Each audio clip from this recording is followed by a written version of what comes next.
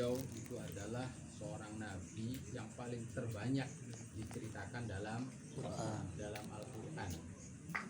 Kalau disebut namanya juga 300 lebihan itu. Coba aja dilihat kata-kata Musa dalam Al-Quran kan ada berapa? Itu lebih dari 300. Itu banyaknya itu. Tempat tentang kisah Nabi Musa dalam Al-Quran itu tidak kurang dari 30 tempat. Dalam surat Al-Baqarah itu yang panjang itu tentang sapi betina itu juga karena kisah Nabi Musa. Nah kalau kita kira-kira kenapa begitu banyak cerita Nabi Musa dalam Al-Quran itu? Sebab keterkaitan antara dakwah Nabi Agung kita Sayyidina Muhammad dengan Nabi Musa itu banyak persamaannya dalam problem menghadapi umat. Makanya seringkali Allah itu mensupport Nabi kita dengan cerita-ceritanya Nabi Musa. Juga kita tahu bahwa Nabi Musa itu adalah seorang nabi yang diutus di Bani Israel, yang namanya kalau dikatakan manusia yang luar biasa. Memang manusia pilihan Allah gitu. Yang namanya Bani Israel itu makanya klaim mereka bahwa mereka itu adalah bangsa yang unggul, bangsa terbaik, bangsa pilihan. Memang Allah di Al-Quran juga diakui. Makanya yang namanya agama Yahudi tidak seperti agama Nasrani juga agama Islam. Tidak ada yang namanya penyebaran. Syiar itu tidak ada, mengajak-ajak itu tidak ada istilah itu. Makanya ya gitu beda dengan agama Kristen. Ayo ajak domba-domba yang tersesat. Ada kan ya agama Kristen. Islam juga ila sabili rabbik, berarti kita mengajak manusia. Tapi agama Yahudi ya tidak. Ya, jadi ya makanya tidak membutuhkan selain bangsa Yahudi itu. Pokoknya selain bangsa Yahudi itu bangsa recehan lah kalau menurut orang Yahudi mah. Gitu.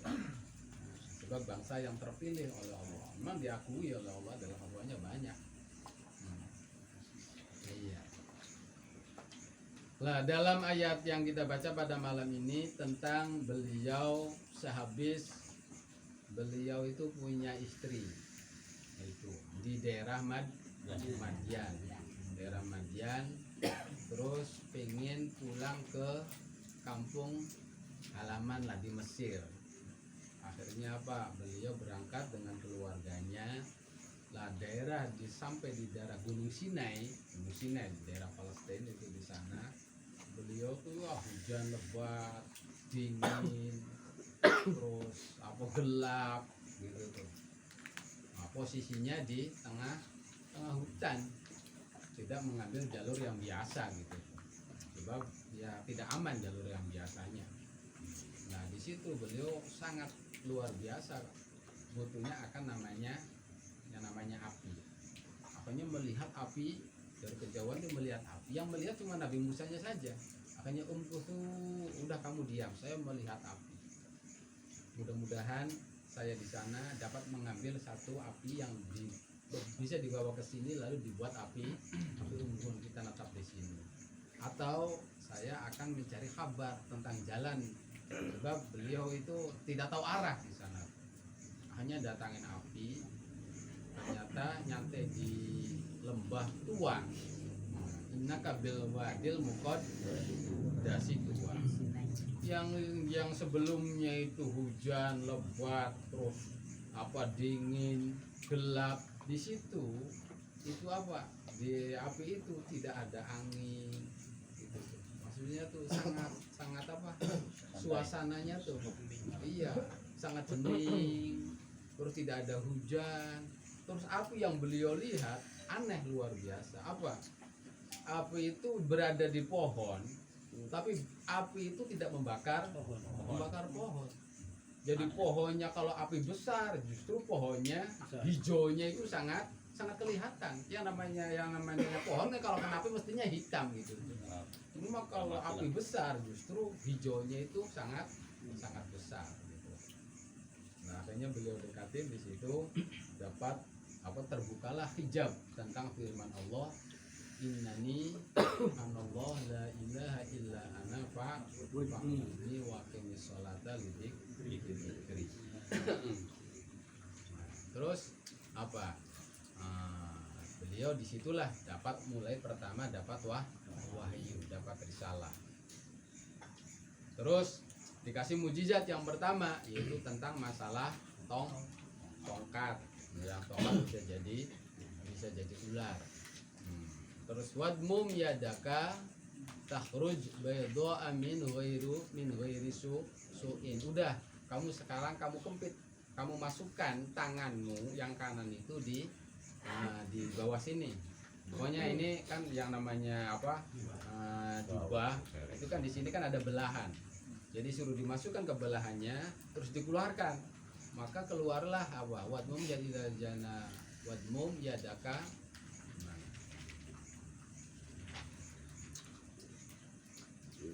takhruj bayda'a min ghairi su'. Langsung itu tangannya bercahaya seperti kilat, ada yang mengatakan seperti matahari.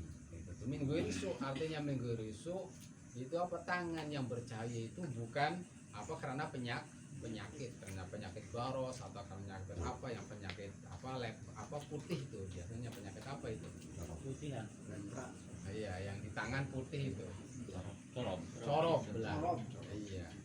Nah, itu artinya min ghairi su'. Bedo amin ghairi su' baros. Sorop. Jadi kasyu'ai syamsi itu gisil basor, itu bercahaya seperti cahayanya matahari ayatan ukhra. Jadi kalau udah dimasukin lagi, dibuka lagi ya udah normal. Gitu. Dan memang Nabi Musa itu ya kalau kulit aslinya ya hitam gelap. Bukan hitam gelap, merah gelap lah.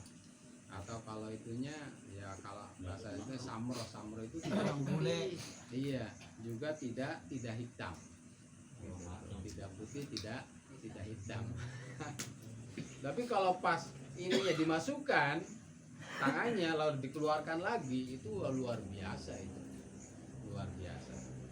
Dan ini nanti jadi pertanyaan kita, kenapa Allah itu ngasih mujizat dua waktu pertama di sini, yaitu berupa tongkat jadi ular dan tangan. Lalu apa hubungannya dengan tugas selanjutnya, yaitu mengajak Raja Fir'aun itu. Raja Fir'aun itu. Karena kita kalau melihat ahli tafsir itu macam-macam itu pendapatnya itu. Pendapatnya macam-macam. Kenapa ular? Terus alasannya ya seperti ada yang macam-macam. Begitu juga kenapa tangan yang dihitungkan. Cuma salah satunya kenapa ular? Sebab waktu zamannya Nabi Musa itu yang unggulkan itu adalah masalah sihir. Masalah sihir. Dan yang namanya ular di Mesir itu adalah sesuatu yang disucikan, yang namanya ular kobra itu. Kan yang namanya Mesir kan ya identik lah dengan ular kobranya itu. Yang namanya Mesir itu. Apalagi yang namanya Raja Mesir kan mahkotanya itu ular gitu. Ular gitu. Ya beli. Iya, Raja mahkotanya ular. Ilustrasi. Iya, ilustrasinya tuh. Jadi memang yang disucikan kalau dalam Hindunya ya itulah sapi gitu tuh. Yang Mesir itu ular kobra itu. Makanya itu yang diitukan adalah ular. Terus ini ya salah satunya saja, memang macam-macam. Kenapa tangan? Tangan memang hubungannya, memang waktu itu Nabi Musa lagi membutuhkan api gitu tuh. Ya nanti saat beliau itu dikasih mujizat itu kembali lagi ke keluarganya, ya udah akhirnya itu yang nenek ini bisa jadi penerang, dimasukkan keluarkan udah jadi penerang, itu jalan itu udah jelas aja udah Tapi kalau dimasukkan lagi jadi biasa lagi gitu tuh. Terus apa? Ada alasannya lagi. Kenapa dikasih mujizat 2? Sebab yang namanya khususnya di Mesir waktu itu, kerajaan Mesir itu simbolnya adalah apa? Ular dan tangan. Tangan itu adalah simbol daripada kekuasaan atau kerajaan lah, kerajaan. Maka beliau dikasih apa? Mujizat yang berupa tangan. Bahkan mujizat beliau yang tangan itu adalah mujizat yang paling besar di antara mujizat Nabi Musa yang ada 9 itu. Terus itu mujizatnya ada 9. Tapi yang paling besar adalah tangan. Sebab yang lainnya orang masih berusaha untuk menandingi. Tapi kalau tangan udah tidak ada yang mampu menandingi. Makanya di sini bahasanya linuriyaka min ayatinal kubro. Jadi tangan Nabi Musa adalah mujizat yang terbesar di antara mujizat Nabi Musa yang banyak. Kalau yang lainnya masih berusaha orang itu menandingi seperti ular, kan masih berusaha menandingi, yaitu saharoh ala sihir. Yang lainnya masih mampu, tapi kalau tangan udah tidak bisa. Dan juga memang sesuatu yang diprediksi oleh Raja Fir'aun. Oleh Raja Fir'aun itu bahwa memang yang namanya kerajaan dia itu akan dihilangkan, akan dihancurkan oleh Nabi Musa dengan dikasih mujizat berupa ular dan berupa tangannya. Itu simbol daripada kekuasaan kerajaan. Takhruj baida min ghairi su ayat linurikala. Terus idhab ila fir'auna innahu tagha. Dia seorang nabi lalu diutus untuk menyampaikan risalah, baru beliau jadi seorang rasul. Ila fir'auna innahu tagha. Sebab Raja Fir'aun itu adalah raja yang sangat udah puncak dalam kelacutannya sampai dia mengaku sebagai Tuhan. Iblis yang segitu-itunya juga nggak berani ngaku Tuhan itu. Nah iya, iblis yang begitu berani sama Tuhan. Tapi ya kalau Fir'aun mengaku sebagai Tuhan. Nah akhirnya karena dikasih tugas yang begitu berat oleh Allah, ya sebab yang namanya Raja Fir'aun itu kalau itu udah jadi seorang raja yang sangat luar biasa itu. Udah tidak, pokoknya orang mengaku Tuhan itu. Pokoknya kalau udah seorang raja udah mengaku Tuhan, ya udah itu tuh. Berarti dia udah tidak takut kepada siapapun. Udah. Raja Namrud mengaku Tuhan, ya udah siapapun yang akan berani. Tidak ada yang berani. Nah, iya. Ya begitu Raja Fir'aun, kalau itunya udah adidaya lah kalau itunya. Nah dikasih tugas yang begitu berat. Akhirnya Nabi Musa menjawab, qala rabbi shrah li sadri wa yassir li amri wa hlul 'uqdatam min lisani yafqahu qawli. Ya Allah, rabbi shrah, luaskanlah dadaku, untukku dadaku, supaya kita berani menghadapi Raja Fir'aun, seorang raja yang sangat sangat besar lah kekuasaannya. Prajuritnya enggak cuma 100.000, ratusan ribu prajuritnya. Nah, jadi jangan sampai punya dada yang ciut. Rabbi shrah itu dadanya besar. Dan wa yassir li amri, dan mudah-mudahan diperluas semua urusanku, dipermudah urusan kuda ini. Kita mau dikasih urusan yang sangat luar biasa kali Raja Fir'aun, Nabi Musa itu. Wa hlul 'uqdatam min lisani yafqahu qawli, dan lidahku yang seperti bundel kalau berbicara itu minta dilepas supaya saya bisa ngomong dengan fasih gitu. Saya tahu kalau akhirnya orang-orang bisa memahami akan perkataanku. Nah, ya semuanya dikabulkan. Wa ja'alli waziran min ahli Harun akhishdud bihi amri. Dan juga saya minta, berapa itu permintaannya? Minta insirahu sodri, diperluasnya dada, urusannya dipermudah, lisannya difasihkan 3, Terus keempat, supaya saudaraku Nabi Harun itu jadi wazirku, pembantu dalam menyampaikan risalah. Usdud bihi azri, supaya yang namanya beban itu beban kan identik dipanggul ya.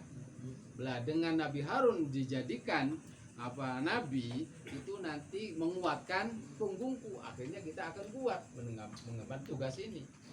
Asdid bihi amri wa syirku fi amri dalam lah posisi Nabi Harun waktu itu jadi kepercayaan Raja Fir'aun itu.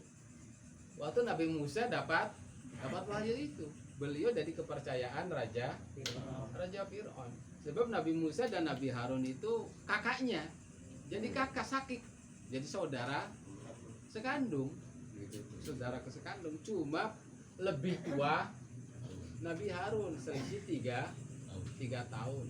Cuma lahirnya Nabi Harun itu sebelum Nabi Musa Raja Fir'aun mimpi bahwa kerajaannya akan hancur oleh seorang anak laki-laki dari Bani Israil.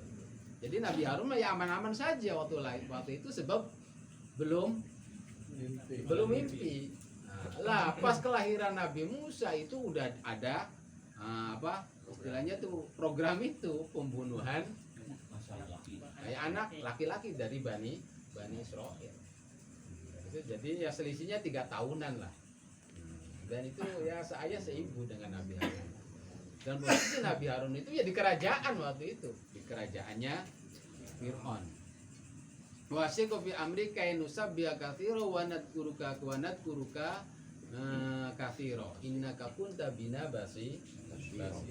Lah ini salah satu kalau kita doa pengen diijabah ya, ini salah satunya isyarat apa yang diitukan oleh Nabi Musa. Apa isyaratnya? Nabi Musa kan minta permintaan berapa itu 4, dan semuanya itu dikabulkan. Sebab alasannya apa? Tepat kainuthab bihaka kathiro wa nadhkuruka kathiro. Itu alasannya.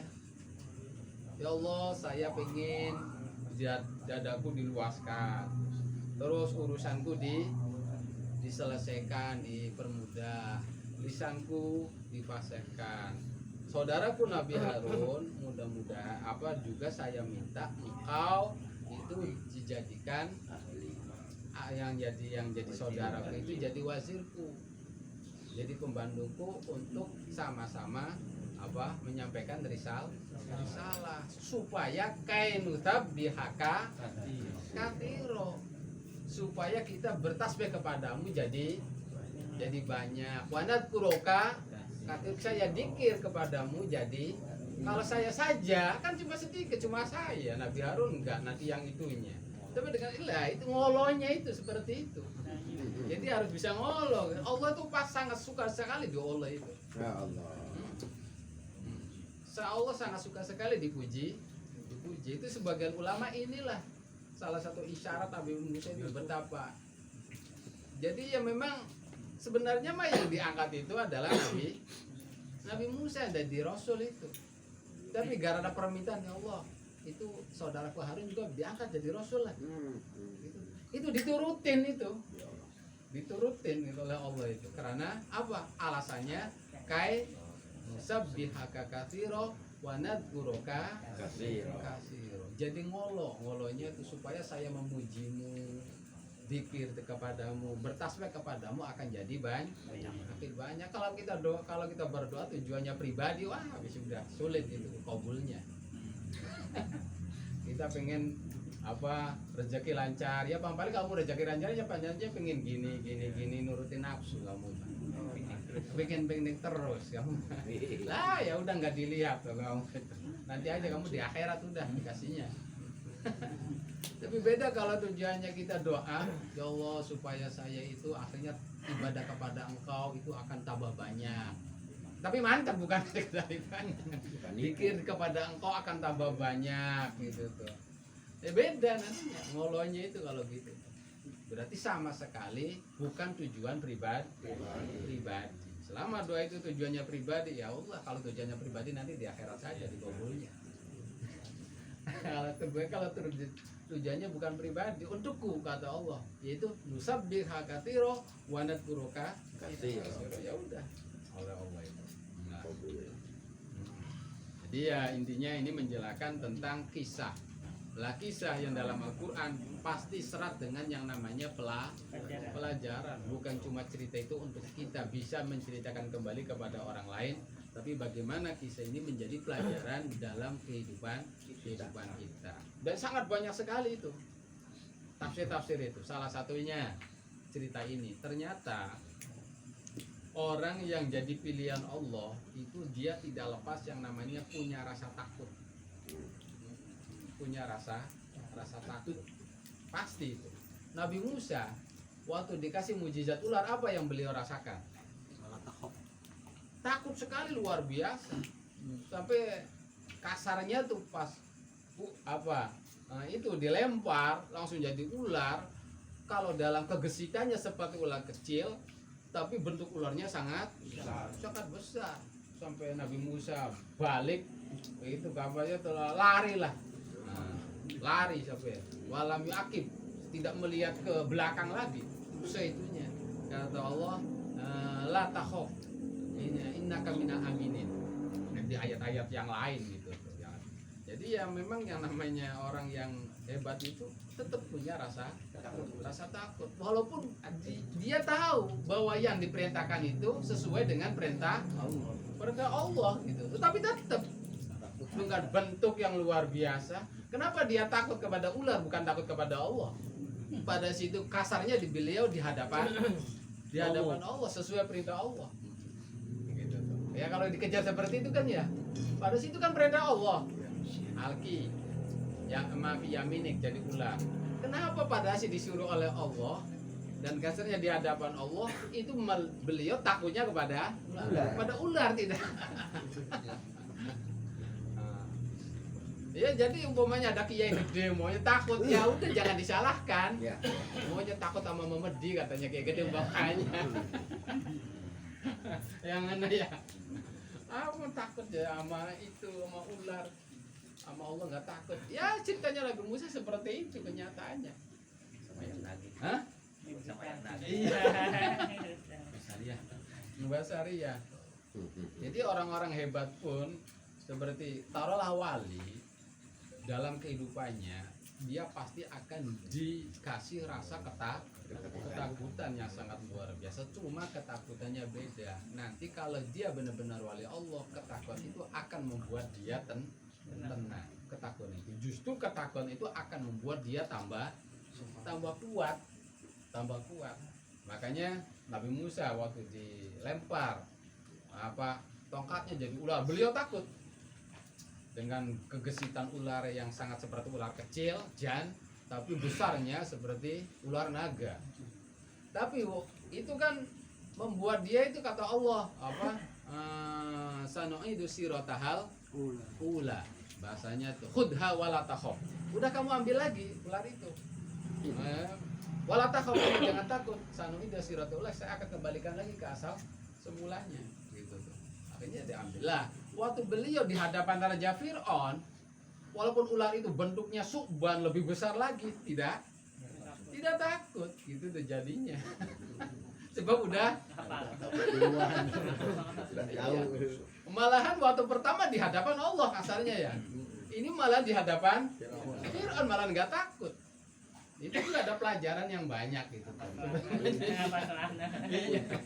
Iya, untuk kita itu banyak pelajarannya lah tentang kehidupan. Ya tetap kalau kita dalam kehidupan membuat seorang wali la khaufun alaihim walahum yahzanun. Itu khauf yang gimana maksudnya? Ada khauf, tapi kalau wali Allah itu justru ketakutannya akan membuat jadi senjata yang luar biasa, akan jadikan keilmuan yang luar biasa itu kalau wali rasa takut itu. Ya udahlah, pokoknya ini kita harus jadi pelajaran dari kisah Nabi Musa tentang apa beliau dikasih mukjizat yang paling besar di antara mukjizat beliau, yaitu berupa tangan yang bersinar. Terus selanjutnya tentang doa beliau, yaitu permintaan insirahus sodri, taisirul umur, terus halul uqdah mil lisan. terus minta supaya Nabi Harun disekutukan dalam tugas, yaitu untuk dakwah kepada Nabi Musa, yang mana beliau sangat itu kainu sabbihaka kasih kathiro wa nadhkuruka kasih kathiro. Jadi ngolohe lah seperti itu. Akhirnya oleh Allah, walaupun ya udahlah dituruti semua, Nabi Harun pengen jadi pembantumu, kasih jadi. Nah gitu. Ya mangga.